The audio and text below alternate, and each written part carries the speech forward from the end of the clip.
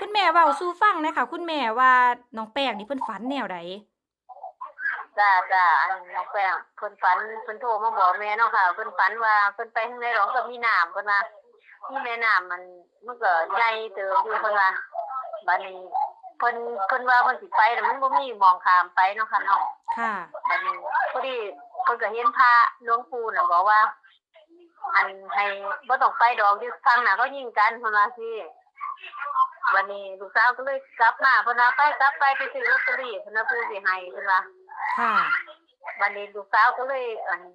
มาวันนี้หลวงปู่เขียนเลขให้เนาะค่ะวันนี้ลูกสาวก็ไปหาลอตเตอรี่เห็นอยู่อันเลข453เห็นลอตเตอรี่อยู่แต่ว่าหักเขาจองไว้แล้วเพิ่นว่าอันแม่ค้าหน้าว่าเพิ่นน่ะค่ะวันนี้สาวก็เลยบ่ได้เนาะเขาเอาไปเบิดอันยังแต่เขาจองไว้ลูกสาวก็บ่ได้วันนี้เพิ่นว่ากลับฮอดเรือนมันก็ค่ำค่ะอันมันคนมีคนก็ห้องบอกว่าเลขน้อยออกแล้ว453เพิ่นว่